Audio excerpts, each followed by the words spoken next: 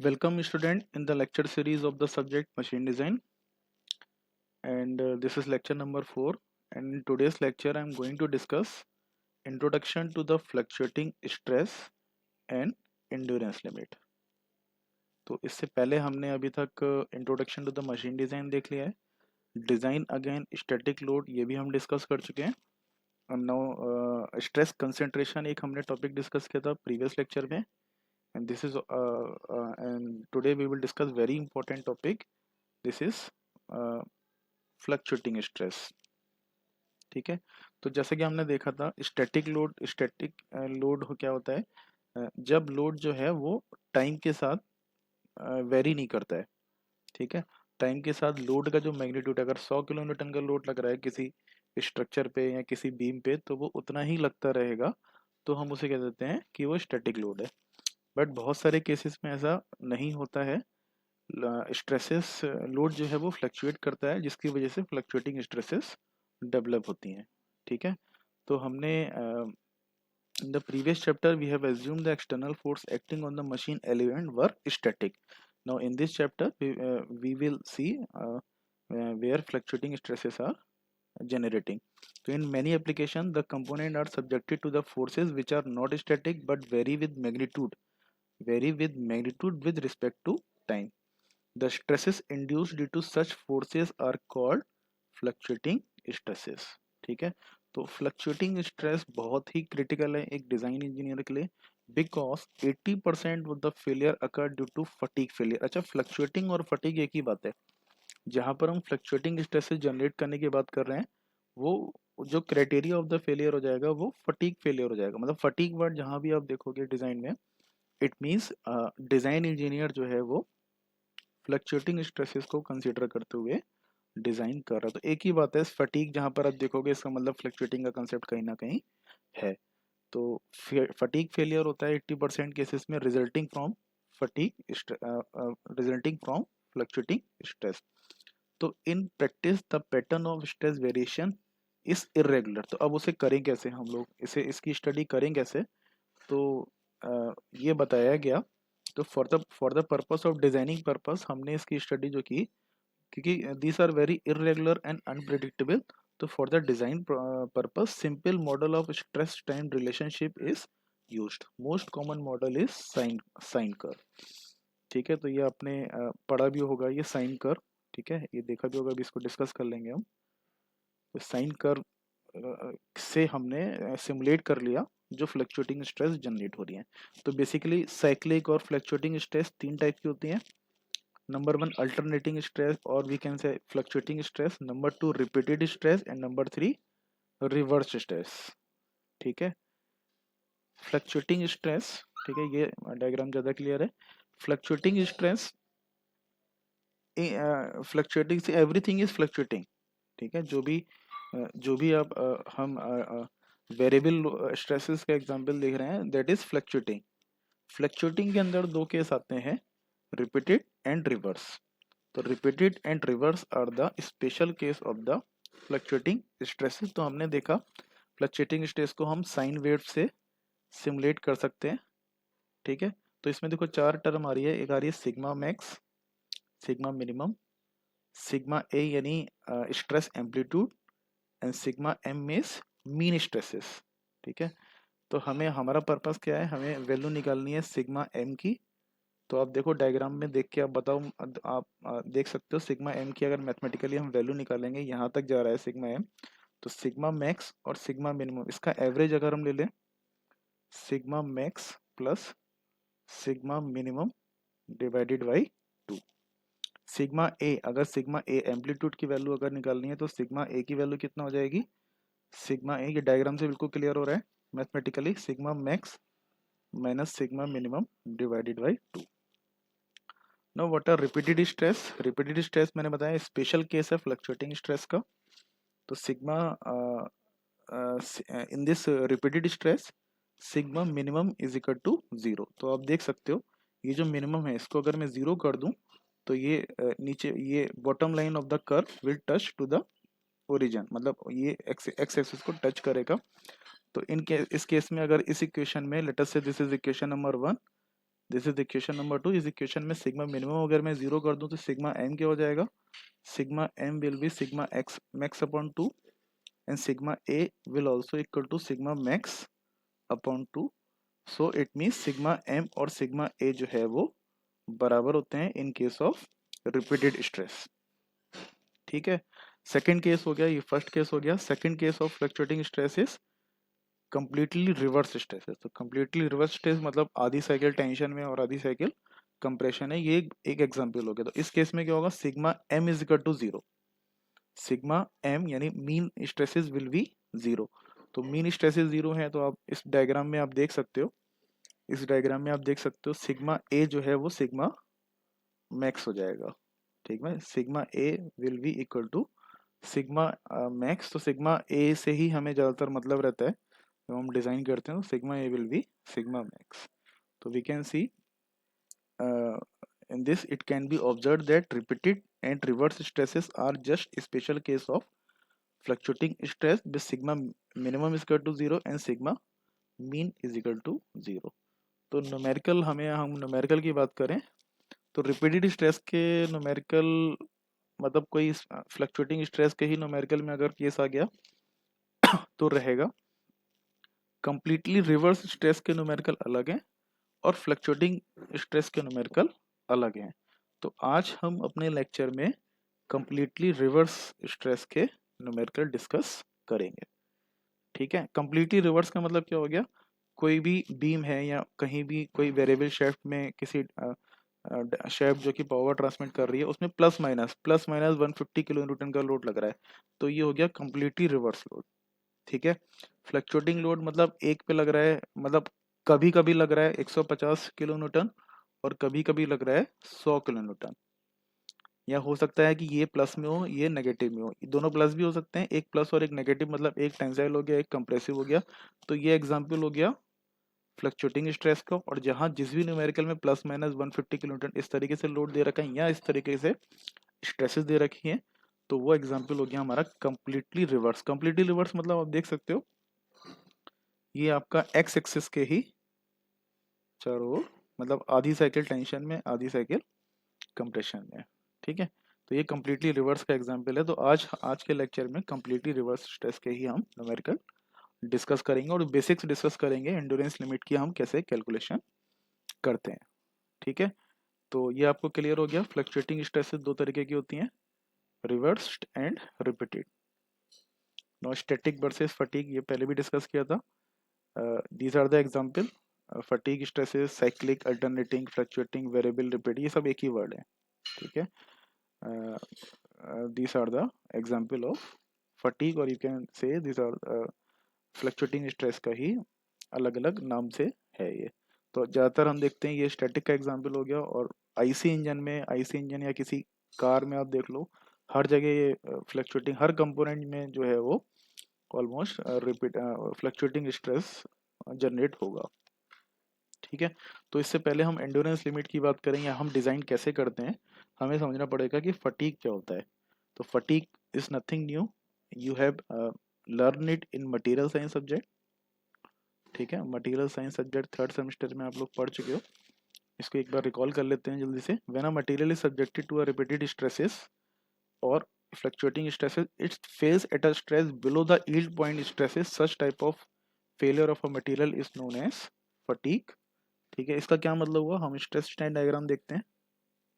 Stress strain diagram में देखते हैं, अगर यहाँ पर यील्डिंग हो रही है, ठीक है, और ये अल्टीमेट स्ट्रेंथ हो गई, ये अल्टीमेट सिग्मा यूटी हो गया और ये सिग्मा वाईटी हो गया।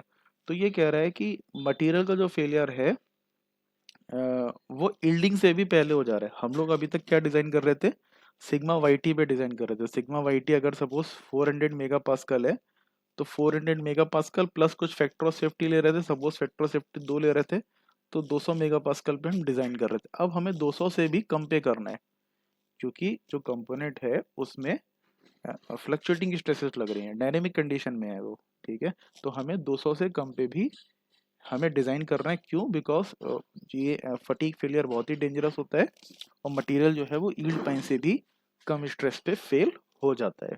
ठीक है, क्या वजह है उसके, उसकी वजह क्या है? The failure is cause by means of progressive cracks formation which are usually fine and microscopic size. तो मटेरियल में कहीं ना कहीं छोटे मोटे क्रैक्स होते हैं जिनका प्रोग्रेसिव फॉर्मेशन हो जाता है, और वो जब सतह पे आ जाते हैं, सरफेस पे आ जाते हैं, तो अचानक से फेलियर हो जाता है। मतलब ऐसे समझो आप, फ्लक्चुएटिंग स्ट्रेस इतना डेंजरस होता है कि अगर वो डक्टाइल मटेरियल में भी है तो उसका फ्रैक्चर बिल्कुल ब्रिटल की तरह हो सकता है। मतलब अचानक से होगा, कोई इंडिकेशन नहीं मिलेगा और सब कुछ ब्रेक कर जाएगा और फेलियर हो जाएगा। The this property is considered in designing. तो ये एग्जांपल हो गया shaft, connecting rod, spring gear, इन सब में हम ये यूज करते हैं। तो आप देख सकते हो ये दिस आर द क्रैक्स जो प्रोग्रेस होते हैं। अच्छा, क्रैक्स और ये सब जो फॉर्मेशन होते हैं, यहाँ पर कंसेप्ट आ जाता है स्ट्रेस कंसंट्रेशन का। तो हमने पिछले लेक्चर में देखा था कि स्ट्रेस कंसंट्रेशन जहाँ पर डक्टाइल मटेरियल स्टैटिक कंडीशन में था तब स्ट्रेस कंसंट्रेशन इतना खतरनाक नहीं था, लेकिन जहाँ डक्टाइल मटेरियल आपका डायनेमिक या सॉरी फ्लक्चुएटिंग कंडीशन में है, उस केस में स्ट्रेस कंसंट्रेशन बहुत ही खतरनाक है। तो यहाँ भी हमें स्ट्रेस कंसंट्रेशन हर न्यूमेरिकल में लेना पड़ेगा। ठीक है, चाहे वो डक्टाइल हो चाहे ब्रिटल। ब्रिटल के केस में हम दोनों ही लेते हैं, स्टैटिक में भी लेते हैं और फ्लक्चुएटिंग में भी लेते हैं। ठीक है, तो फटीग टेस्ट, फटीग तो हमने पढ़ लिया, लेकिन फटीग टेस्ट मतलब हम उसकी वैल्यू कैसे निकालें? फटीग टेस्ट मतलब हम जो स्ट्रेसेस हैं, जो अलाउबल स्ट्रेसेस हैं, उसको हम बोलते हैं इस केस में एंडोरेंस स्ट्रेंथ या एंडोरेंस लिमिट। जैसे हम सिग्मा वाई टी और सिग्मा यू टी बोलते हैं in case of when a material is subjected to static load. तो उस केस में हम लोग सिग्मा वाई टी, अभी तक हम क्या यूज कर रहे थे, सिग्मा वाई टी या सिग्मा यूटी, इस ये डिजाइन क्राइटेरिया था हमारा। इस केस में एंडोरेंस लिमिट आती है, एंडोरेंस लिमिट कह लो या एंडोरेंस स्ट्रेंथ कह लो, अभी देखेंगे हम दोनों में क्या डिफरेंस होता है। तो उसको हम सिग्मा ई से डिनोट करते हैं। सिग्मा ई इस एंडोरेंस लिमिट। तो ये डिजाइन क्राइटेरिया है। तो इसकी वैल्यू कैसे मिलेगी भाई? इसकी वैल्यू तो हमें टेंसाइल टेस्ट से मिल जा रही थी। तो सिग्मा ई की वैल्यू कैसे मिलेगी? उसके लिए हम फटीग टेस्ट परफॉर्म करते हैं लेबोरेटरी में। तो हम करते क्या है, स्पेसिमेन लेते हैं, उसकी डायमेंशन यहाँ पर मेंशन कर रही है R251। ये इसकी विथ हो गई और ओवरऑल लेंथ हो गई 875। व्हेन इट इज रोटेटेड, तो इसको हम एक रोटेशन देते हैं। ठीक है, व्हेन इट इज रोटेटेड, तो we draw a sine curve, यानी स्ट्रेस और टाइम कर्व हम इसमें ड्रॉ करते हैं। तो you can see this curve is nothing but it is similar to this, it is similar to this completely reverse stress. ठीक है, तो हम जो फटीग टेस्ट जो हम करते हैं वो हमारा हम कंप्लीटली रिवर्स स्ट्रेस के लिए करते हैं, रिपीटेड के लिए नहीं करते हैं। फ्लक्चुएटिंग, ये हमारा सेकंड जो केस है वो कंप्लीटली रिवर्स के लिए करते हैं, जहां पर सिग्मा एम की वैल्यू 0 होती है। ठीक है, तो क्या करते हैं हम इसमें फटीग टेस्ट में? फटीग टेस्ट में specimen is fixed into the load bearing. Specimen को हम लोड बेरिंग में फिक्स कर दिए, और उसके बाद यहाँ पर मोटर से कनेक्ट करके यहाँ एक रिवोल्यूशन काउंटर, ये डायग्राम ज़्यादा अच्छा है, इसको देख लेते हैं। एक स्पेसिमेन है, स्पेसिमेन बेरिंग पे हम लोग लोड यहाँ पर एक कनेक्ट कर देते हैं। ठीक है, इसको रोटेट करते हैं मोटर से, और एक रिवोल्यूशन काउंटर होता है। रिवोल्यूशन काउंटर जो हम साइकिल कितने हमने रोटेशन दिए हैं, 100, 200, 300, 1 लाख, 2 लाख, 3 लाख, तो ये रोटेशन ये काउंट करता रहता है यहाँ पर।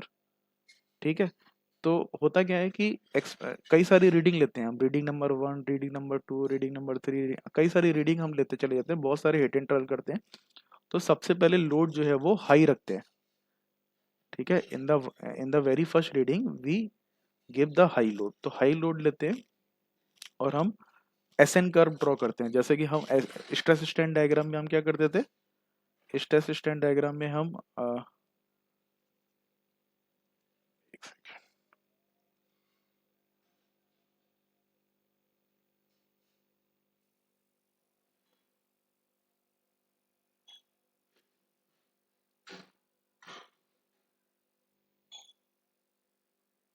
एक सेकेंड,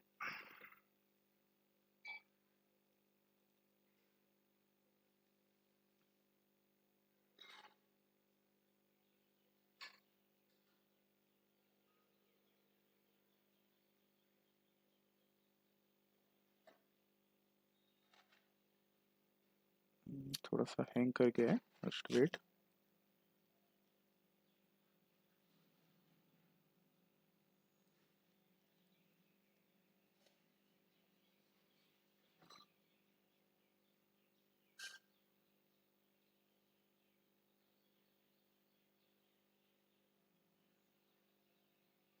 तो हम डिस्कस कर रहे थे कि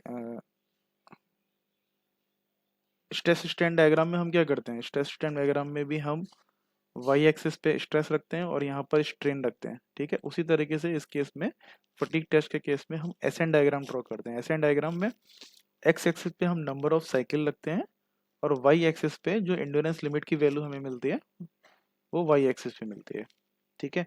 तो हमने एक्सपेरिमेंट नंबर 1 परफॉर्म किया विद हाई लोड, ठीक है। तो फेलियर यहाँ पर होगी, जो प्लस के साइन नजर आ रहे हैं ये सब फेलियर पॉइंट्स हैं, ठीक है। तो फेलियर पॉइंट जहां पर हुआ हमने ये नंबर ऑफ साइकिल नोट कर ली, फिर हमने लोड को थोड़ा सा लो किया, ठीक है। पहले हाई किया, फिर थोड़ा सा रिड्यूस किया, फिर और रिड्यूस किया, फिर और रिड्यूस किया, फिर और रिड्यूस किया। तो लोड को हम रिड्यूस करते चले गए, हमें ये फेलियर पॉइंट मिले। लोड को हम रिड्यूस करते चले, तो एक टाइम ऐसा आया कि यहाँ पर लोड रिड्यूस करने के बाद भी फेलियर फेलियर पॉइंट, ये कर्व जो है वो फ्लैट हो गया, ठीक है। फ्लैट हो गया, इसका मतलब इसके बाद फेलियर अब नहीं हो रहा है। तो यहाँ पर ये कर्व जहाँ पर फ्लैट हो जाता है वहां पर हम वाई एक्सिस पे ये रीडिंग नोट कर लेते हैं, लोड अपॉन एरिया से रीडिंग निकाल लेते हैं। This SE is called endurance limit, this SE is called endurance limit, ठीक है। तो अच्छा, ये जो अब कोई भी लॉग पेपर होता है, कोई भी ग्राफ पेपर होता है, उसमें कभी भी आप 10⁵ साइकिल, मतलब इतनी हाई वैल्यू आप नहीं कर सकते हो। 1 2 3 4 तो कर सकते हो, 1 2 3 4 5 6 10 20 30 40 तक कर सकते हो। बट 1000 2000 3000, अगर यहाँ पर रिवोल्यूशन काउंटर 3 4 हजार वैल्यू वैल्यू दे रहा है तो ग्राफ पेपर पे आप नहीं लगा सकते। तो इसलिए हम क्या करते हैं, लॉग पेपर यूज करते हैं, ठीक है। लॉग ग्राफ यूज करते हैं, तो लॉग यहाँ पर log 10⁻n, तो log 10⁻, अगर 10⁻6 है इज इक्वल टू 6, ठीक है। तो 6 का मतलब क्या है, ये 10⁻6 साइकिल है, यानी 10 लाख साइकिल है, ठीक है। तो हम एक्स एक्सिस पे अगर लॉग यूज करेंगे तो ऑब्वियस सी बात है हमें वाई एक्सिस पे भी लॉग वैल्यू ही लेनी पड़ेगी, ठीक है। तो ये जो यहाँ पर हमें वैल्यू मिल जाती है एंड्योरेंस लिमिट की। तो this graph is for steel only, इसके अलावा अलग अलग मटेरियल के लिए अलग अलग ग्राफ हमें मिलता है। तो यहाँ पर फोकस हम लोग का स्टील पे ज्यादा रहेगा। तो फटीग टेस्ट आपको समझ में आ गया, ठीक है। तो फटीग टेस्ट से जो कर्व मिल रहा है वो इस तरीके से मिल रहा है हमें कर्व, यानी ये कम्प्लीटली रिवर्स स्ट्रेस का केस है। अच्छा, रिवर्स स्ट्रेस का केस क्यों है, इसको आप थोड़ा इमेजिन कर सकते हो। ये जो स्पेसिमेन है आप देख सकते हो, जब ये इसमें रोटेशन होगा तो ऊपर वाले फाइबर जो है एक बार टेंशन में रहेंगे और एक बार कंप्रेशन में रहेंगे। ऐसे ही नीचे वाले फाइबर एक बार टेंशन में रहेंगे और एक बार कंप्रेशन में रहेंगे।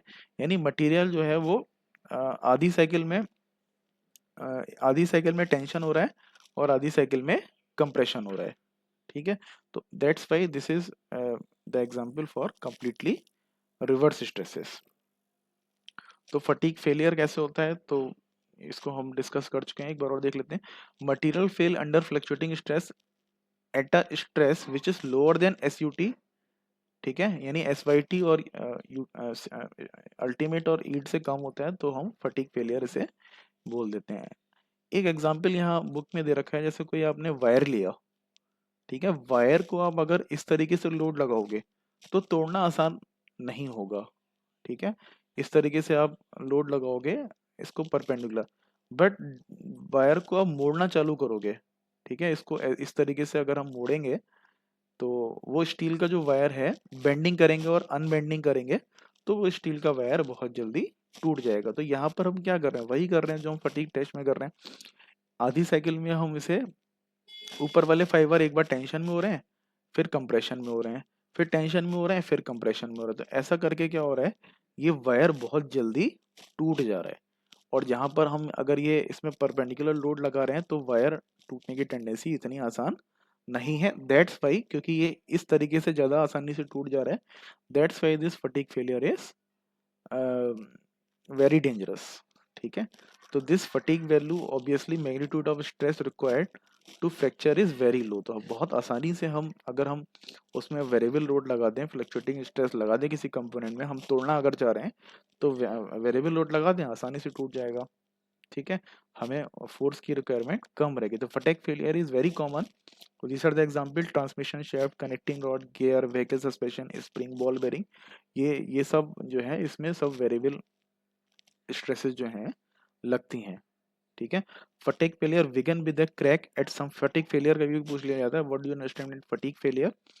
तो फटीग फेलियर जो है वो किसी क्रैक से, ये आपने पढ़ रखा होगा मटेरियल साइंस में, fatigue failure, creep failure, fatigue failure, ये सब पढ़ रखा है आपने। तो वो एक क्रैक छोटा सा बनाते थे हम डायग्राम में, एक छोटा सा क्रैक बनाते थे, अगले डायग्राम में उस क्रैक को बढ़ाते थे, फिर उस क्रैक को पूरा बढ़ा के उसे सरफेस तक पहुंचा के फिर एक दो तीन डायग्राम बनते थे, वो फटीग फेलियर हो जाता था। तो बेसिकली कोई अगर मटेरियल में कोई क्रैक होता है तो वो धीरे धीरे करके अगर उसमें फ्लक्चुएटिंग स्ट्रेस लग रहे हैं तो सरफेस पे आ जाता है और एकदम से टूट जाता है, बिल्कुल इंडिकेट ही नहीं करता है, इंजीनियर को समझ ही नहीं पाता है, फेलियर हो जाता है। That's why it is dangerous. तो reason of discontinuity such as oil holes, keyway, screw thread, ये सब हमने देखा था स्ट्रेस कंसंट्रेशन में। जहां भी डिसकंटिन्यूटी होती है वहां पर स्ट्रेस कंसंट्रेशन हो जाता है। इरेगुलरिटीज होती है, इंटरनल क्रैक्स। ठीक है, दीज रीजन, इसीलिए स्ट्रेस कंसंट्रेशन जो है, अभी तक आपने स्ट्रेंथ ऑफ मटेरियल में उसका नामो निशान नहीं था, कहीं भी आपने स्ट्रेस कंसंट्रेशन नहीं पढ़ा। बट मशीन डिजाइन में whenever the component is subjected to the dynamic condition or you can say fluctuating stress, then we must consider the stress concentration।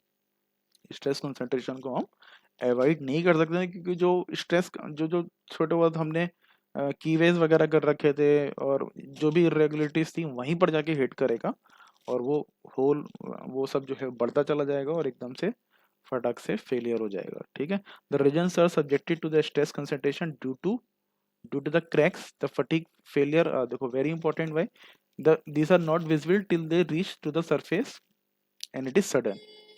ठीक है, तो वार्निंग जो है वो पहले से नहीं देते हैं, जैसे स्टैटिक लोड में पहले से वार्निंग देता है डक्टाइल मटेरियल, तो फ्लक्चुएटिंग में अगर डक्टाइल मटेरियल है तो वो वार्निंग नहीं देगा। तो दिस इज वेरी कॉम्प्लेक्स। तो design of component subjected to fluctuating stress are very complex than static load, because the number of factor like stress concentration.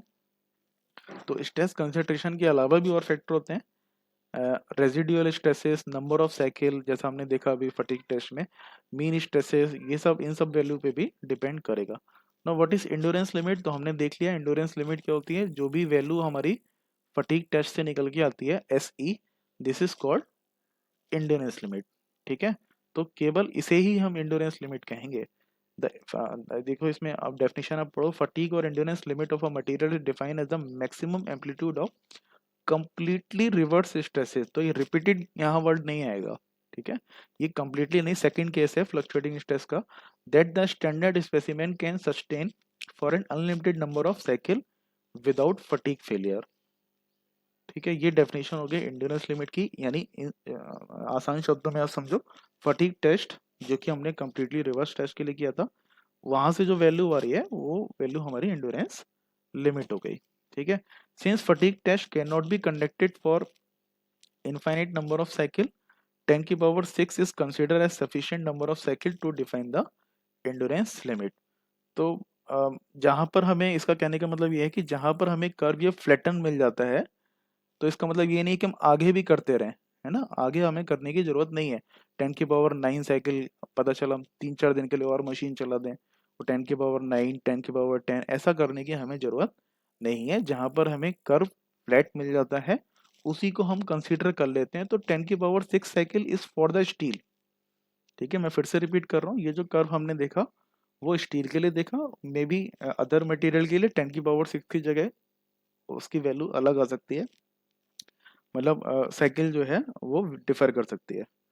ठीक है, it may be noted that, तो ये भी important line है, endurance limit is used for the reverse bending only, while the other type of loading the term endurance strength। तो अगर completely reverse stress है तो किसी किसी किताब में endurance strength वर्ड भी यूज किया गया है। अगर completely रिवर्स लोड अगर उसमें लग रहा है, रिवर्स लोड का मतलब रिवर्स टेंसाइल भी हो सकता है, रिवर्स बेंडिंग भी हो सकता है, रिवर्स टॉर्शन भी हो सकता है, ठीक है, टॉर्शन भी प्लस माइनस होता है, बेंडिंग भी प्लस माइनस होता है, बेंडिंग मोमेंट भी प्लस माइनस हो सकता है। तो रिवर्स लोड अगर लग रहा है तब तो हम वहां डेफिनेशन में एंडोरेंस लिमिट का यूज करेंगे, है। अगर अदर देन रिवर्स लोड लग रहा है तो हम एंडोरेंस स्ट्रेंथ का यूज करेंगे। तो बहुत ज्यादा इसमें कंफ्यूज होने की जरूरत नहीं है, ओवरऑल दोनों चीजें एक ही हैं। कोई कोई किताब में ये थोड़ा एंडोरेंस स्ट्रेंथ वर्ड को यूज किया है, तो endurance strength is other than completely reverse stress अगर आ रही है तो एंडोरेंस स्ट्रेंथ हो गया, ठीक है। तो एस एन कर्व हमने पढ़ लिया, ठीक है। S N curve it is for the steel, the curve become asymptomatic, ठीक है, वहां पर हम नोट डाउन कर लेते हैं रीडिंग वाई एक्सिस पे। तो this is called endurance limit, ठीक है। तो for non ferrous material like aluminium alloy S N curve slopes gradually even after the 10⁻⁶ this material do not exhibit a distinct value of the endurance limit for a to state. तो non ferrous के लिए हम कह नहीं सकते कि ये हो सकता है एजम्पटोटिक नहीं होता है, जैसे यहाँ पर हमने वर्ड यूज किया, ये उसके बाद भी मतलब ये इस तरीके से भी जा सकता है या किसी और तरीके से भी जा सकता है, तो उसकी हम बात करेंगे ही नहीं। कोई भी न्यूमेरिकल में आप देखें नॉन फेरस का कोई न्यूमेरिकल हम लोग नहीं करेंगे। तो लॉग वैल्यू मैंने बता दिया, क्योंकि वैल्यू बहुत लार्जर होती है इसलिए हम लॉग वैल्यू यूज करते हैं, यहाँ पर लॉग कर्व यूज करते हैं। Endurance limit is the true sense is not exactly a property of the material, ये बहुत वेरी इंपॉर्टेंट थिंग है। ऐसा नहीं है कि इंडोनेस लिमिट आपने दो तरीके के आप मटेरियल लेके आए, आप कहोगे कि ये दोनों ही स्टील है तो दोनों का सेम आना चाहिए, ऐसा नहीं है। बहुत सारे ये this is not the property of the material, ये मटेरियल की प्रॉपर्टी नहीं है। दो मटेरियल आप सेम ले आओगे तो उनका जो है सिग्मा वाई टी और सिग्मा यूटी अल्टीमेट और यील्ड तो सेम आ सकता है, बट जरूरी नहीं है कि उसकी इंडोरेंस लिमिट भी सेम आए, ठीक है। क्यों? उस because it is affected by the many factor like size of the component, एक छोटा एक बड़ा है, शेप ऑफ द कंपोनेंट, किसी का क्रॉस सेक्शन अलग है, ठीक है। सरफेस फिनिश किसी में मशीनिंग हुई है किसी में नहीं हुई है। टेम्परेचर, नोच सेंसिटिविटी, तो नोच सेंसिटिविटी वी विल डिस्कस, अभी हम डिस्कस करेंगे। तो बहुत सारे फैक्टर पे डिपेंड करता है, ठीक है। व्हाट इज नोच सेंसिटिव, बहुत ही इंपॉर्टेंट टॉपिक है और ये एक दो नंबर में पूछ लिया जाता है। अभी तक हमने पिछले चैप्टर में हमने इसी चैप्टर में हमने पढ़ा KT, that was stress concentration factor. तो इससे प्रीवियस लेक्चर में हमने क्या पढ़ा? केटी, ठीक है। और हमने कुछ न्यूमेरिकल भी देखे जो इस केटी को हमने लगाया था स्टैटिक लोड में, स्टैटिक लोड, और वहां पर मटेरियल क्या था? ब्रिटिल, ठीक है। बहुत ध्यान से सुनना मेरी बात, स्टैटिक और ब्रिटिल के लिए हमने लगाया और केटी की वैल्यू हम निकालते कैसे थे? केटी की वैल्यू हम निकालते थे वो जैसे कोई कर्व था डी वाई डी, आपको याद आ रहा होगा, यहाँ पर आर वाई डी, उसके रिस्पेक्ट में हम केटी की वैल्यू यहाँ से निकालते। तो केटी की वैल्यू कितनी आ रही थी? कहीं आ रही थी 1.5, कहीं आ रही थी 2.5, 2.6, 1.67, इस तरीके से आ रही थी हमारी केटी की वैल्यू। ये केटी की वैल्यू भाई रिसर्चर्स ने कहा ये बहुत ही हाई है, इतनी हाई केटी मुझे नहीं चाहिए, ठीक है। अगर जितना हाई मैं केटी रखूंगा उतना ही मेरा डिजाइन जो है बहुत ज्यादा सेफ हो जाएगा, और बहुत ज्यादा सेफ हो जाएगा मतलब फैक्टर सेफ्टी में बहुत ज्यादा कंसीडर कर रहा हूँ, जितना ज्यादा सेफ है भैया उतना पैसा खर्च होगा कंपनी का। तो वो कह रहा है ये जो केटी है ये बहुत ज्यादा हाई है, ठीक है। इसको जब हम फ्लक्चुएटिंग स्ट्रेस के न्यूमेरिकल करेंगे या फिर हम उन कंपोनेंट का डिजाइन करेंगे which are subjected to the fluctuating stress, उसके केस में हम इसे थोड़ा करेक्शन करेंगे। जैसे मैंने पहले भी आपको पिछले लेक्चर में बताया था, इसमें हम कुछ करेक्शन करेंगे, ठीक है। तो जो केटी हम वहां से निकाल रहे हैं डिजाइन डाटा बुक से, हम जो केटी निकाल रहे हैं, अगर आपको रिकॉल नहीं हो रहा है तो मैं दिखा देता हूं आपको डिजाइन डाटा बुक, ठीक है। तो डिजाइन डाटा बुक में हमने देखा था लास्ट टाइम, ये जो ग्राफ दे रखे थे इनसे हम लोग केटी की वैल्यू निकालते थे, इनसे हम केटी की वैल्यू निकालते थे। जैसे केटी की वैल्यू 2.4 आ रही है, 2.6 आ रही है, 2.8 आ रही है, तो भाई लोगों ने कहा ये ऐसा है, ये तो बहुत हाई है। When a component is subjected to fluctuating stress, इतनी हाई वैल्यू की जरूरत नहीं है। तो जो केटी वैल्यू है उसको हमने करेक्शन किया, करेक्शन क्या किया? के एफ हमने कुछ करेक्ट किया, और करेक्ट कैसे किया? With the help of this notch sensitivity factor, ठीक है, करेक्ट करके उसे थोड़ा सा कम किया, यानी K2 की वैल्यू अगर 2.5 आ रही है तो KF की वैल्यू में भी 2.1 आ जाएगी या 1.9 आ जाएगी, यानी थोड़ा सा हमने कम किया। ठीक है, उसको करेक्ट किया with the help of this notch sensitivity factor. ठीक है, तो जब भी whenever the component is subject to fluctuating stresses, और उसको जब हम डिजाइन करते हैं तो हम KT यूज नहीं करते हैं, हम KF यूज करते हैं।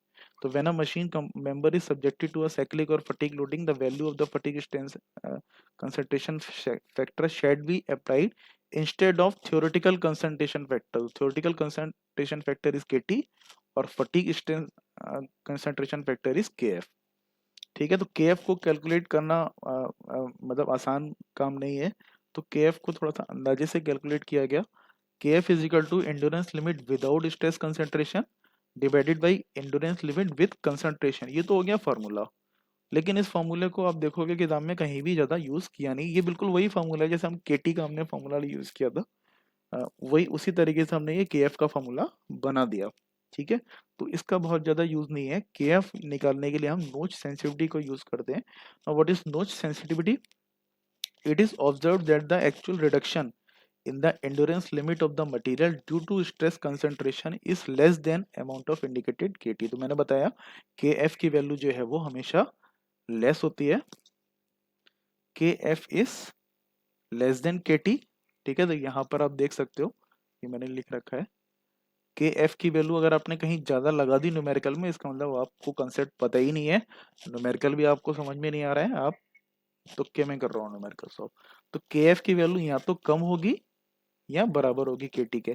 तो it is always between 1 to KT, यानी 1 से लेकर KT की वैल्यू अगर 2.5 है तो 1 से लेकर 2.5 के बीच में होगी, 1 से कम भी नहीं होगी। ठीक है, तो KF is less than KT। No sensitivity may be defined as the degree to which the theoretical effect of stress concentration is actually reached। तो increase in actual stress over nominal stress divided by increase in theoretical stress over nominal stress, this is called नोच sensitivity. इसको अभी आगे समझ में आएगा आपको। What do you mean by increase of actual stress? Actual stress कितनी है? Sigma not. ठीक है, ओवर नॉमिनल स्ट्रेस कितना हो रहा है? KF। कितना हमें स्ट्रेस कितना इंक्रीज कर रहा है? जैसे स्ट्रेस कंसंट्रेशन का पहले ही डायग्राम मैंने दिखाया था, तो KF इंटू सिग्मा नॉट ये इंक्रीज कर रहा है, और एक्चुअल कितना है? Sigma not.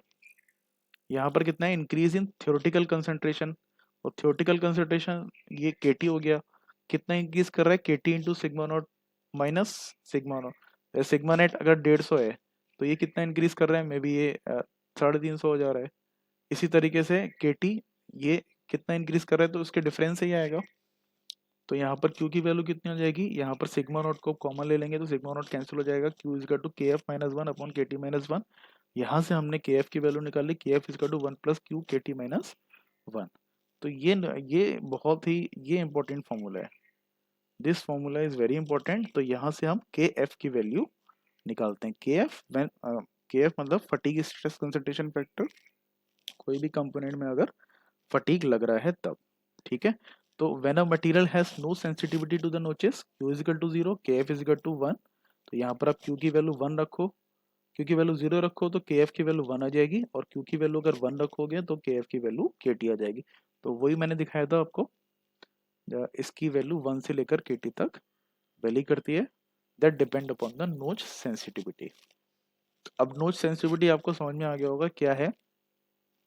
अगर मटेरियल में कोई भी no sensitivity to the notches, notches का मतलब ये हो गया ना, नोचेस इस तरीके का स्ट्रक्चर हमने देखा था पिछले लेक्चर में, हम नोचेस बना देते हैं किसी मटेरियल में, है ना, या फिर कहीं ग्रूव्स वगैरह काट देते हैं, इस तरीके के शार्प शार्प एजेस होती हैं, है ना, जहां भी स्ट्रेस कंसेंट्रेशन होता है तो वो समझ लो वो नोचिस ही है, उसको हमने नोचिस ही बोल रखा है। अगर सेंसिटिविटी है उसमें, मतलब सॉरी सेंसिटिविटी अगर नहीं है, नो सेंसिटिविटी मतलब जो नोचिस जो आपने बनाए हैं इसको फर्क ही नहीं पड़ रहा है, सेंसिटिव इसमें सेंसिटिविटी है ही नहीं, मतलब इसमें जो स्ट्रेस कंसंट्रेशन हो ही नहीं रहा है, इसको फर्क ही नहीं पड़ रहा है। अगर फर्क पड़ भी रहा है तो वो एडजस्ट कर दे रहा है, रीडिस्ट्रीब्यूट कर दे रहा है, तो इसका इसका मतलब हमें कोई भी खतरा नहीं है, अगर नोचेस जो है वो सेंसिटिव नहीं है तो कोई भी खतरा नहीं है, तो Q इज इक्वल टू 0 हो जाएगा, KF is equal to 1, KF की वैल्यू 1 हो गई तो एक तरीके से फैक्टर ऑफ सेफ्टी 1 हो गया। ठीक है, तो हमें स्ट्रेस कंसंट्रेशन से डायनेमिक या वेरिएबल स्ट्रेस में हमें डरने की जरूरत नहीं है। दूसरी तरफ अगर ये फुल्ली सेंसिटिव है, बहुत ज़्यादा सेंसिटिव है नोचेस, जरा सा भी उसमें स्ट्रेस का जो है अटैक हो रहा है तो वो वहीं से एकदम मटेरियल कमजोर हो जा रहा है, तो उस केस में क्या हो जाएगा, क्यू की वैल्यू 1 हो जाएगी, 1 हो जाएगी तो 1 हो जाएगी तो के एफ और के टी की वैल्यू बराबर हो जाएगी। तो दोनों ही केसेस आइडियल केसेस हैं, ऐसा कोई भी न्यूमेरिकल नहीं होगा या ऐसी कोई भी कंडीशन नहीं होगी जहां पर क्यू 0 होगा और यहाँ क्यू इज इक्वल टू 1 होगा। तो ये चीज समझाने के लिए आपको कि you should understand the concept of noise sensitivity, stress concentration, fatigue stress concentration and theoretical concentration factor. ठीक है, तो अब सवाल आ रहा है कि हमें ये के एफ निकालना है तो नोइज सेंसिटिविटी कैसे निकालें। केटी निकालने के लिए तो हमें पता है, केटी हम कैसे निकाल लेंगे, यहाँ से निकाल लेंगे, जो भी हमारे पास डायग्राम दे रखा होगा उस डायग्राम को, डिजाइन डाटा बुक, ये डिजाइन डाटा बुक की पीडीएफ है, ठीक है, ये स्कैन कर रखी है मैंने, तो वो तो हम निकाल लेंगे डिजाइन डाटा बुक से, केटी हमने लास्ट लेक्चर में भी देखा था। क्यू हम कैसे निकालेंगे, तो क्यू निकालने के लिए let us have a look, पहले हम देख लेते हैं डिजाइन डाटा बुक में हमारा क्या क्या दे रखा है। तो डिजाइन, एक क्वेश्चन मैंने पूछा था एग्जाम में, what do you understand by fluctuating, आपके पास डिजाइन डाटा बुक है, आपके हाथ में डिजाइन डाटा बुक है और डिजाइन डाटा बुक के आप पन्ने पलट के अगर आप इस एग्जाम में गए हो तो मुझसे लिख के रख लो कि nobody will fail in the subject machine design.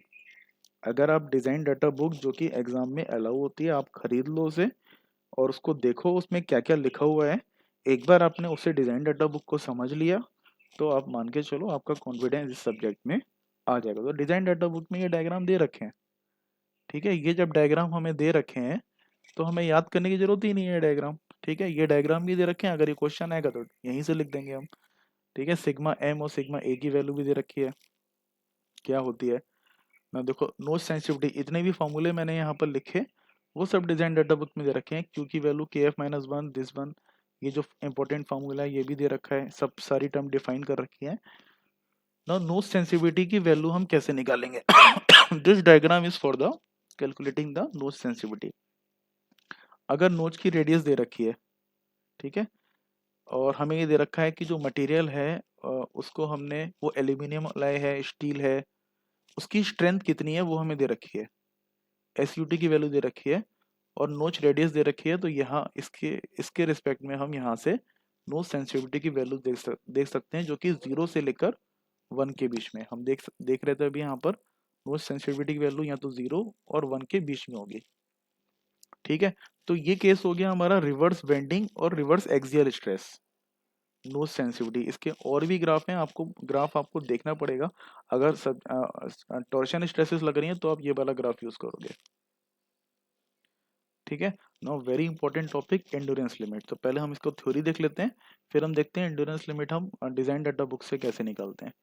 Approximate estimation of the endurance limit, तो देखो भैया बहुत सीधी सी बात है, हम यूटीएम पे टेस्ट तो परफॉर्म कर लेते हैं लेकिन फटीग टेस्ट इतना आसान नहीं है कि हम हर लेबोरेटरी वाला अफोर्ड कर सके और एक एक मटेरियल पे हम कई सारे लोड लगाते हैं और मतलब बहुत हेक्टिक काम है, इतनी हम रेवोल्यूशन काउंट करते रहे तो इतना फिजिबल नहीं है, हम फटीग टेस्ट जो है वो हर मटेरियल का परफॉर्म नहीं कर सकते, स्टील का तो कर रखा है लेकिन हम हर मटेरियल का परफॉर्म नहीं कर सकते हैं। ठीक है, तो calculating sigma E Y fatigue test in laboratory is more precise but time consuming.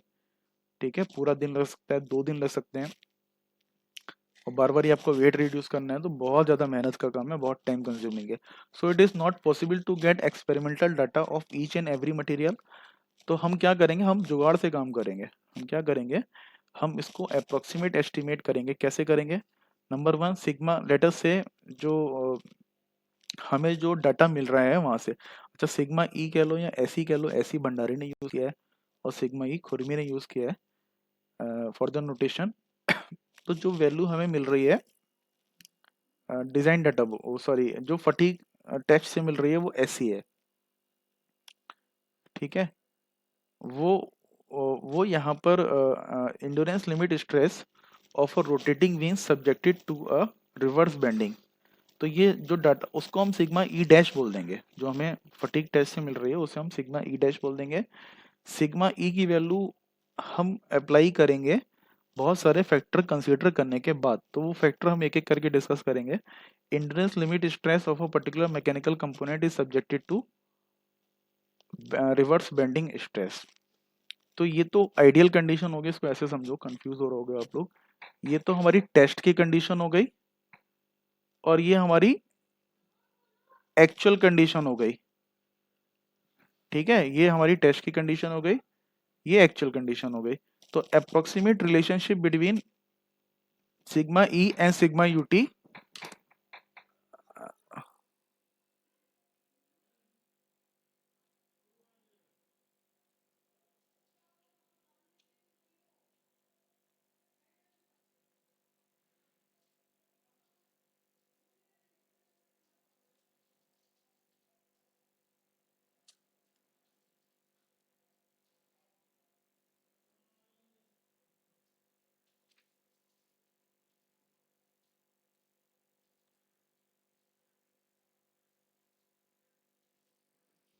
ठीक है, तो अप्रोक्सीमेट एस्टिमेशन यानी जैसे सिग्मा यूटी है, हम स्ट्रेस स्ट्रेन डायग्राम से निकालते हैं सिग्मा यूटी, सिग्मा यूटी हम निकालते हैं। तो सिग्मा यूटी की जो भी वैल्यू आ रही है, लेटस से 1000 आ रही है, 1000 मेगा पास्कल, तो वहीं से हम डाटा ले लेते हैं, 1000 का आधा कर लेते हैं, जो आधा करते हैं वो सिग्मा ई डैश हो जाता है, यानी जो वैल्यू हमें फटीग टेस्ट से मिलनी थी। ठीक है, ज्यादातर केस में हम आधा करते हैं, स्टील के ही ज्यादातर न्यूमेरिकल होते हैं। अगर मटेरियल कास्ट आयरन और कास्ट स्टील का है तो हम 40% कर देते हैं, अगर एल्यूमिनियम है तो 40% कर देते हैं, अगर कास्ट एल्यूमिनियम अलग है तो हम 30% कर देते हैं। सबसे पहले हम वैल्यू निकालते हैं सिग्मा ई डैश की।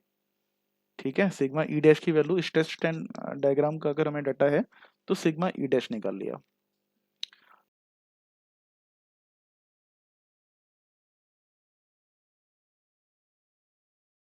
500। ठीक है, तो अभी अभी भी हमें सेटिस्फेक्शन नहीं है, हमें भी लग रहा है कि हमारा जो कंपोनेंट है वो फेल हो सकता है। तो अगर हम 500 लगाएंगे तो भी हमारा कंपोनेंट फेल हो सकता है। तो हम और ज्यादा फैक्टर से मल्टीप्लाई करते हैं, कुछ फैक्टर से और मल्टीप्लाई करते हैं, और ये सारे ही फैक्टर जो है वो लेस देन 1 है। तो जब लेस देन 1 है, सपोज कोई 0.8 है, कोई 0.9 है, कोई 0.75 है, तो क्या होगा, ये 500 की वैल्यू और ज्यादा रिड्यूस हो जाएगी, तो 500 की वैल्यू और रिड्यूस होके मे बी 200 हो जाएगी। ठीक है, तो हम एक्स्ट्रा फैक्टर ऑफ सेफ्टी ले रहे हैं, यहाँ पर जो एजम्पशन ले रहे, यहाँ जो हमने एजम्पशन लिया है इसको 50% करने का, 40%, उसमें और ज्यादा फैक्टर ऑफ सेफ्टी ले रहे हैं, तो वो ये कहलाते हैं हमारे डी रेटिंग फैक्टर। तो what are the derating factor? The purpose of derating factor is to reduce the endurance limit of the rotating beam specimen to suit the actual component. मैंने बताया आपको, ये तो हो गया test, test का result हो गया, और ये एक्चुअल जब कंपोनेंट एक्चुअली जब हम अप्लाई एक्चुअल एप्लीकेशन में लग रहा है। तो क्या होते हैं, देखो डी रेटिंग फैक्टर। अच्छा, एक डी रेटिंग फैक्टर ये खुरमी में दे रखा है, लोड फैक्टर जनरली आप नहीं पूछा जाता है, इसको आप केएल को एज्यूम कर लो if no information is given in the numerical. तो K A surface finish factor, K B size factor, reliability factor and modifying factor, ये सारे के सारे फैक्टर जो हैं वो आपके दे रखे हैं डिजाइन डाटा बुक में, कैसे कैलकुलेट करना है, तो इसमें कुछ भी याद करने की जरूरत नहीं है। तो we can see the design data book. ठीक है, तो इसको फर्दर हम देखते हैं। देखो ये सब मैंने बता दिया आपको, ये सब याद करने की जरूरत नहीं है, डिजाइन डाटा बुक में दे रखा है। लोड फैक्टर का 1 मान लो, K is the service finish factor, K B is the size factor, reliability factor and K D is the modifying factor. तो मॉडिफाइंग फैक्टर कैसे निकलता है, 1/के एफ कर दो आप, के एफ की वैल्यू अगर 1.5 आ रही है तो उसको 1 से डिवाइड कर दो, तो के डी हो जाएगा modifying factor for stress concentration. ठीक है। तो पहले देख लेते हैं सरफेस फिनिश फैक्टर कैसे निकलता है इस डायग्राम में। If you know the tensile strength, surface finish का मतलब क्या है, मटेरियल बहुत ज्यादा अगर फोर्जिंग से बना है, रोलिंग से बना है, या मशीन और कोल्ड रंग बना है, तो उतना ही मशीनिंग से बना है तो उतना ही अच्छा होगा सरफेस फिनिश फैक्टर, यानी फेलियर के चांसेस कम हो जाएंगे।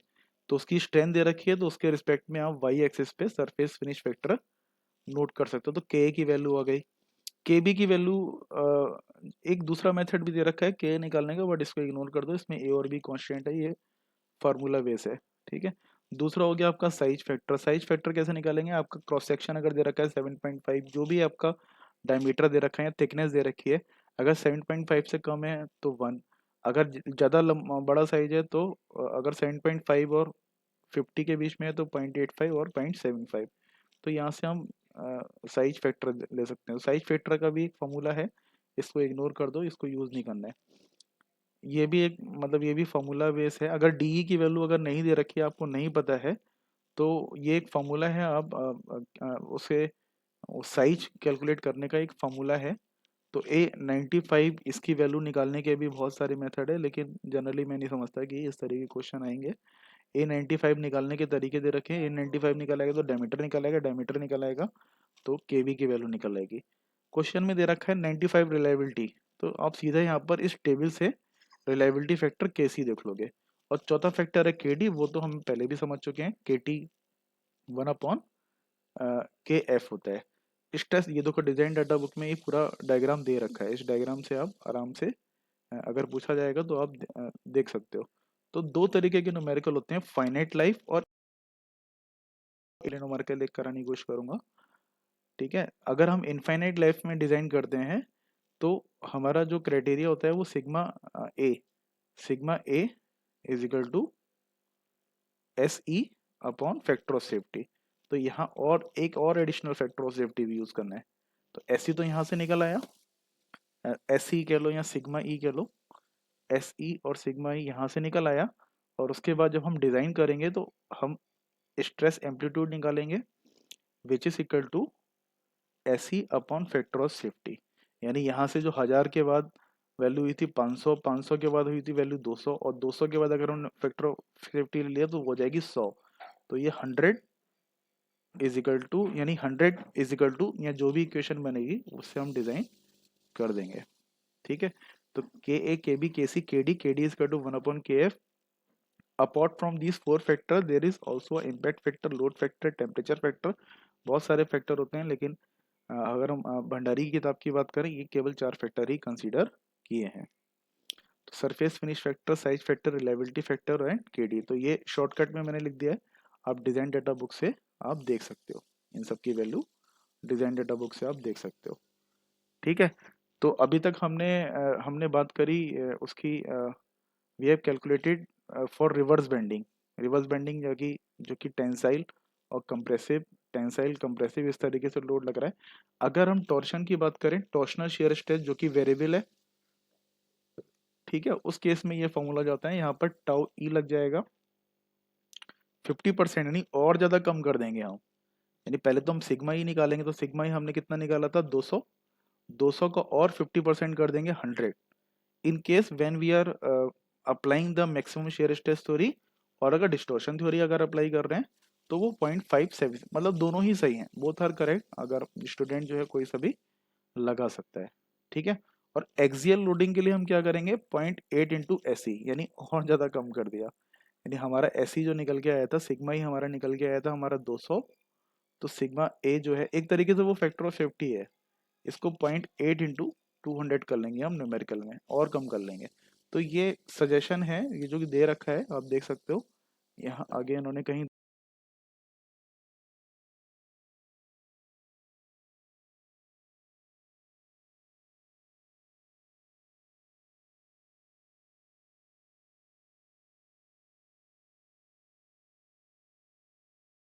और ये एक्सेल के केस में, ये आपकी टॉर्शन के केस में ये वैल्यू थोड़ी और कम की जाती है। ठीक है। तो एक न्यूमेरिकल देखते हैं, ये फाइनाइट, तो हम देख सकते हैं जो कंप्लीटली रिवर्स स्ट्रेसेस की प्रॉब्लम है वो दो कैटेगरी में होती है, फाइनाइट और इनफाइनाइट और फाइनाइट लाइफ। तो आज जो मैं देखूंगा ये फाइनाइट लाइफ का दे रखा है यहाँ पर डायग्राम, इसको भी इग्नोर कर देते हैं। Today we will see design for infinite life. ठीक है। Let us take a numerical, a plate of steel 20 C8 in hot roll and normalized condition is shown in the figure. It is subjected to a completely reverse axial load of 30 kilonewton. तो देखो यहाँ पर क्या दे रखा है, +-30 kilometre, तो तुरंत समझ में आ जाना चाहिए। अगर केवल 30 न्यूटन होता, इसका मतलब वो स्टैटिक का था, ये जो न्यूमेरिकल था वो स्टैटिक का था। प्लस माइनस 30 किलो न्यूटन दे रखा है, इसका मतलब ये न्यूमेरिकल जो है वो कंप्लीटली रिवर्स स्ट्रेस का है, ठीक है, कंप्लीटली रिवर्स स्ट्रेस का है। और अगर दे रखा होता एक 30 किलो न्यूटन होता और एक 20 किलो न्यूटन होता, तब वो फ्लक्चुएटिंग स्ट्रेस का न्यूमेरिकल हो जाता। उस केस में हम गर्बर इक्वेशन और हम गुडमैन और सोडरबर्ग इक्वेशन का यूज करते, ठीक है। तो ये न्यूमेरिकल देखो बहुत ही आसान है। आपको अल्टीमेटली हमें क्या निकालना है, प्लेट की थिकनेस निकालनी है। प्लेट की थिकनेस जो कि हमें नजर नहीं आ रही है, इस तरीके से होगा, ठीक है। इसमें फ्रंट व्यू दे रखा है, अगर इसको हम सही से निकालेंगे तो ये प्लेट की थिकनेस हमें टी निकालनी है, ठीक है। देखो जो भी इंफॉर्मेशन दे रखी है, सबसे पहला काम है आपका एस सी निकालना। S C is equal to K A, K B, K C, K D and S C dash. S C dash, S C dash is equal to, देखो स्टील है, स्टील के केस में हमने क्या देखा था, 0.5 into S U T, sigma you T, यानी 0.5 sigma you T की वैल्यू दे रखी है 440। तो एस ई डैश आ गया in a hot roll and normalize condition. अच्छा, hot roll and normalize condition, इसका मतलब यहाँ से हम के ए सरफेस फिनिश फैक्टर निकाल देंगे। It is subjected to a completely reverse axial load of 30 kilo newton. The notch sensitivity factor Q can be taken as 0.8। The expected reliability is 90%। The size factor is 0.8। तो size factor देखने की जरूरत नहीं है, ये हमें दे रखा है। तो हॉट रोल की कंडीशन में आप देख सकते हो, what is the hot role की कंडीशन में के की वैल्यू क्या होगी, when the tensile strength is,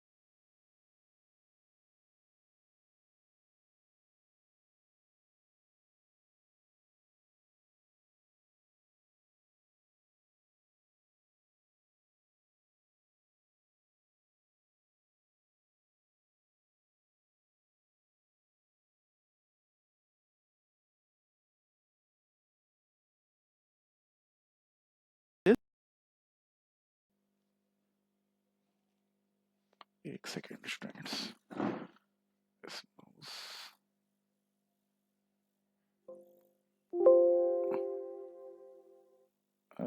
ये इसको मैं थोड़ा, मतलब के B K C K D की वैल्यू आप लोग देख सकते हो डिजाइन डाटा बुक से, के ए के बी के सी, ठीक है। इसको देख लेते हैं।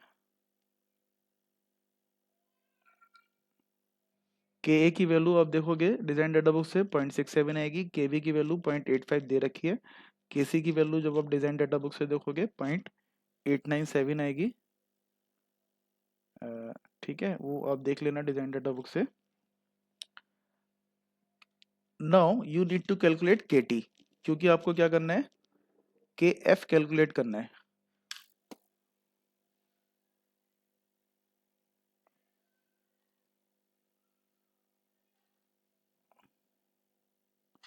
डिजाइन डाटा बुक में फिर से ओपन कर रहा हूँ, जब तक देख लेते हैं इसमें बाकी क्या बचा है। के टी, के एफ की वैल्यू होती है 1 प्लस क्यू के टी माइनस 1। तो क्यू की वैल्यू गिवन है 1 प्लस क्यू की वैल्यू गिवन है 0.8, और के टी की वैल्यू आप डिजाइन डाटा बुक से देख सकते हो।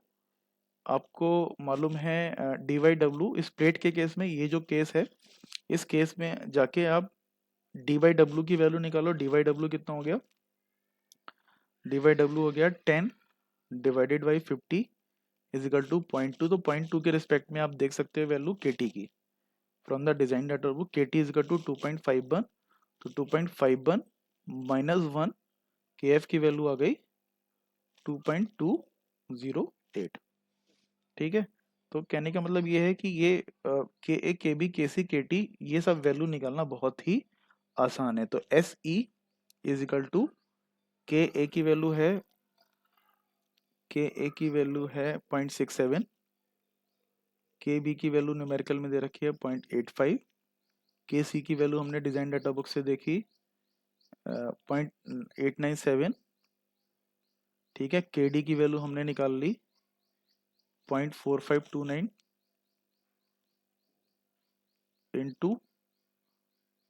इंटू एस सी डैश की वैल्यू 220, 220 कैसे आई हमारी, जब हम 0.5 कर दिया 0.5 ऑफ 440 तो ये 220, तो एसी की वैल्यू आ गई 50.9, 50.9 न्यूटन पर। अच्छा, कोई इसमें फैक्टर ऑफ सेफ्टी दे नहीं रखा है, इसमें कोई न्यूमेरिकल में फैक्टर ऑफ सेफ्टी दे नहीं रखा है, ठीक है। तो हमने क्या किया यहाँ पर एस ई ए, जब हम सिग्मा ए की वैल्यू हम कैलकुलेट करेंगे, यानी एस ई ए या सिग्मा ए की वैल्यू जब हम कैलकुलेट करेंगे तो इसको 0.8 से और मल्टीप्लाई कर देंगे, 0.5 इंटू 50.9। क्यों? क्योंकि ये डिजाइन डाटा बुक में गिवन है, डिजाइन डाटा बुक में ये गिवन है वैल्यू, ठीक है। इट इज ओपनिंग, एससी की वैल्यू आ गई, पहले हमने 50% कर दिया, सिग्मा यूटी के A K B K C K D, इन चारों की वैल्यू निकाल ली, एससी की वैल्यू आ गई, इसको फिर हमने 80% और रिड्यूस किया, 40.72 आ गया। परमिसिबल स्ट्रेस एम्पलीट्यूड, इसमें फैक्टर ऑफ सेफ्टी 2 लगाया, इसका मतलब factor of safety is given in the numerical 2, ठीक है। दो दो वैल्यू दे रखी थी और कम कर दिया, 40 की जगह ये और 20 हो गया। तो आप देख सकते हो एक मटेरियल जिसकी स्ट्रेंथ कितनी थी 440 न्यूटन पर एम स्क्वायर, लेकिन हमने क्या किया, उस मटेरियल को जब हमने किसी ऐसी एप्लीकेशन में पुट किया जो कि फ्लक्चुएटिंग थी या रिवर्स थी, कंप्लीटली रिवर्स स्ट्रेसेस थे, तो 440 की जगह हम ये मान के चले कि उसकी जो स्ट्रेंथ है वो 20.36, इतना हमने रिड्यूस कर लिया, ठीक है। पहले उसका 50% किया, फिर डी रेटिंग फैक्टर लगाया, फिर एक एडिशनल फैक्टर ऑफ सेफ्टी लगाया, और ये 0.8 क्योंकि डिजाइन डेटा बुक में दे रखा था तो वो हमें और कम करना पड़ा। तो ये 20.36 इजिकल टू अलाउबल स्ट्रेसेस जो कि हम अलाउ कर रहे हैं उस स्ट्रक्चर के लिए, is equal to load upon area. तो लोड अपॉन एरिया, अब एरिया क्या होगा इस डायग्राम से आप देख के बता सकते हो, इस डायग्राम से आप देख के बता सकते हो एरिया कितना होगा। एरिया हम ये क्रॉस सेक्शन का कंसीडर करेंगे, है ना। क्रॉस सेक्शन का एरिया क्या होगा, W माइनस डी,